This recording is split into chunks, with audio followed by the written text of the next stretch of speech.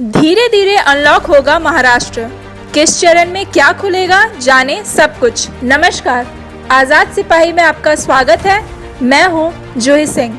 महाराष्ट्र और मुंबई में सोमवार से लॉकडाउन में रियायत देने का सिलसिला शुरू हो गया है।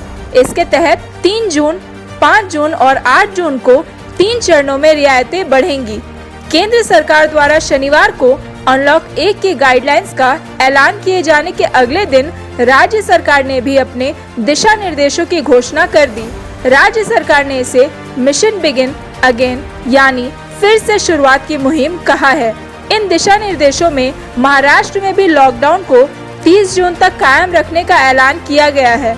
केंद्र की गाइडलाइंस के मुताबिक रात 9 बजे से सुबह 5 बजे तक कर्फ्यू लागू रहेगा। इस बार जिन सेवाओं और व्यवसायों को शुरू करने की इजाजत दी गई है, उन्हें शुरू करने के लिए अलग से कहीं और से अनुमति लेने की जरूरत नहीं होगी। रेड जोन में भी धीरे धीरे चरणबद्ध रूप से पाबंदियों में रियायतें दी जाएंगी। मुंबई व MMR रीजन की महानगर पालिकाओं पुणे, सोलापुर, औरंगाबाद, मालेगांव, नासिक, धुले, जलगांव, अंकोला, अमरावती और नागपुर महापालिका क्षेत्र में लॉकडाउन में कुछ हद तक छूट दी गई है। आउटडोर एक्टिविटीज के लिए भी गाइडलाइंस जारी की गई है। दुकानों के लिए ऑड इवन सहित कई नए नियम बनाए गए हैं। 700 कंटेनमेंट जोन को राहत नहीं। कोरोना वायरस के प्रकोप के कारण घोषित किए गए कंटेनमेंट जोन में कोई नई राहत नहीं मिलेगी। राज्य सरकार द्वारा 3 जून से राहत देने का ऑर्डर जारी किया गया है। उसमें कंटेनमेंट जोन में कोरोना नियमों को कड़ाई से लागू करने की बात कही गई है। कंटेनमेंट जोन को 19 मई को राज्य सरकार द्वारा जारी दिशा निर्देशों में कोई बदलाव नहीं किया गया। रविवार को जारी आदेश के अनुसार कंटेनमेंट जोन में मूवमेंट ऑफ मेडिकल इमरजेंसी, सामानों की आपूर्ति एवं अति आवश्यक सेवाओं की आपूर्ति की अनुमति दी गई है। इस तरह कंटेनमेंट जोन के रहीवासियों को राहत के लिए अभी और इंतजार करना पड़ेगा। मुंबई में 3000 से अधिक इमारतें सील। बता दें कि कोरोना के प्रकोप के कारण मुंबई में अभी 700 कंटेनमेंट जोन एवं 3110 बिल्डिंग सील्ड हैं। बता दें कि मुंबई में कंटेनमेंट जोन का यह आंकड़ा नियम में बदलाव के बाद आया है, जिसके तहत स्लम एरिया और चाल में मरीज मिलने पर उसे कंटेनमेंट जोन घोषित कर दिया गया है। कोरोना मरीज मिलने पर बिल्डिंग को सील किया जा रहा है, उसे कंटेनमेंट जोन नहीं घोषित किया जा रहा। इसमें भी BMC ने संशोधन करते हुए जिस फ्लोर पर मरीज मिल रहे हैं, उसी फ्लोर को सील कर रही है।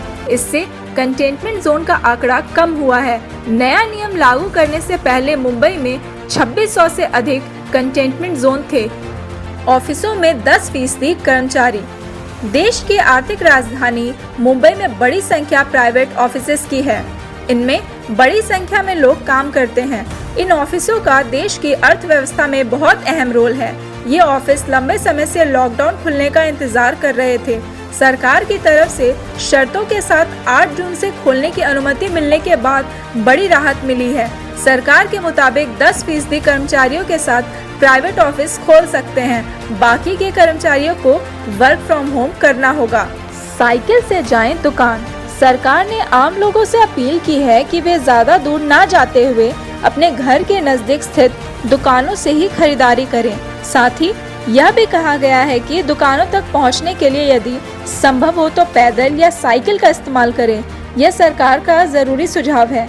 बता दें कि खरीदारी के लिए वाहनों के इस्तेमाल की अनुमति नहीं दी गई है। 3 जून से ये खुलेंगे। प्लम्बर, इलेक्ट्रीशियन, पेस्ट कंट्रोल और अन्य टेक्निकल काम।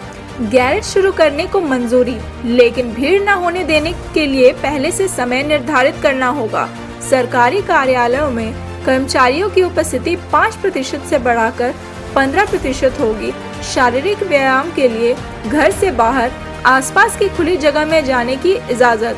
5 जून से खुलेंगी दुकानें। मॉल्स और शॉपिंग कॉम्प्लेक्सेस को छोड़कर बाकी सभी दुकानें सुबह 9 बजे से शाम को खोली जा सकेंगी। इनमें ऑड इवन का फॉर्मूला लागू होगा, यानी एक दिन एक लेन की दुकानें और दूसरे दिन दूसरी लेन की दुकानें खुलेंगी। रेडीमेड गारमेंट्स की दुकानों में चेंजिंग रूम और ट्रायल रूम खोलने की इजाजत नहीं होगी। दुकानों में भीड़ जमा न होने की जिम्मेदारी दुकानदारों को लेनी होगी। इसके लिए वे टोकन सिस्टम या होम डिलीवरी का सहारा ले सकते हैं।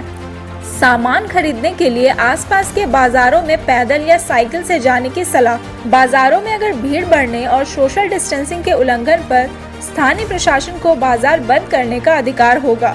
8 जून से खुलेंगे ये सब। 8 जून से प्राइवेट दफ्तरों में तमाम सुरक्षा इंतजामों के साथ 10% कर्मचारियों की उपस्थिति को मंजूरी। बाकी कर्मचारी घर से काम करेंगे। बहुत ज़रूरी सेवाओं के लिए टैक्सी, ऑटो और निजी वाहनों को चलाने की मंजूरी। 2 पहिया वाहनों पर सिर्फ 1 व्यक्ति, जबकि 3 और 4 पहिया वाहनों में चालक के साथ सिर्फ 2 लोगों को बैठने की अनुमति। अन्य रियायतें: मैदान साइकिलिंग, जॉगिंग और मैदानी व्यायामों के लिए इस्तेमाल करने की अनुमति। ग्रुप में खेल गतिविधियां नहीं। जिले के भीतर सार्वजनिक परिवहनों को 50% क्षमता के साथ चलाने की अनुमति। इन पर प्रतिबंध जारी। कंटेनमेंट जोन में कोई रियायत नहीं।